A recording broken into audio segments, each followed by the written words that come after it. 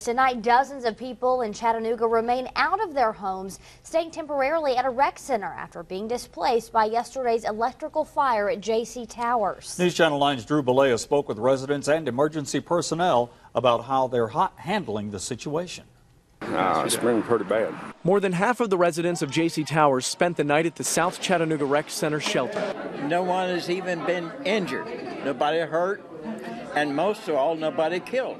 Jim Post is keeping a rather positive attitude in spite of the inconvenience. Everybody has turned out for us, and I'm so grateful. He has trouble walking and was trapped in his apartment when hallways began to fill with smoke. A fireman, his name was Jeff, helped me down 7 flights of stairs with my walker. Greg Waite with the American Red Cross says they set up about 100 cots. They also coordinated with building management to get medication for the residents and partnered with the Salvation Army to have hot food ready this morning. Right now we're being told that they will need all 3 meals today, and we're just hoping for the best but preparing for the worst. Because this disaster response bears an awfully similar resemblance to the one at Patten Towers some time ago, Waite says that they have learned a lot since then. If it wouldn't be for all 32 agencies of coming together when Patten Towers hit, we wouldn't have learned everything that we did. Back in May of last year, an electrical fire forced the evacuation of about 240 people from Patten Towers.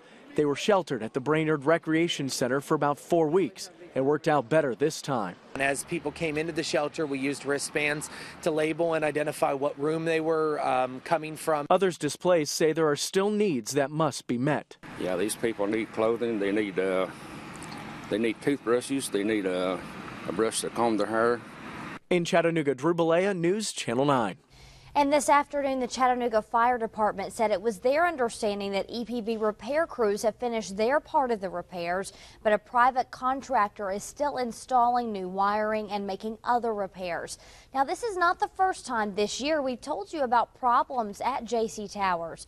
Back in January, reporter Micaiah Thurman took a thermometer inside to demonstrate the tower's heating problems. In those winter months, elderly residents complained about the lack of heat in the building's main floor. At the time, building owner Angel Chavez told us he has several problems in the building that he would continue to work on. Meanwhile, Chattanooga Mayor Andy Berke made his way to the emergency shelter this morning to provide residents there with some peace.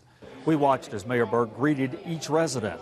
Burke says the city is doing what it can to make sure residents are back in their homes no later than tomorrow. Compared to Patten Towers, which displaced residents for over a month, Mayor Burke says the city is more prepared to deal with this situation. He also says he appreciates the quick actions of the volunteers, city workers, and the building's owners. We have to make sure that as time goes forward that we have plans for these buildings and the people as we know that they're going to come offline. Mayor Burke says EPB is working around the clock to try to restore power to the entire building as quickly as possible.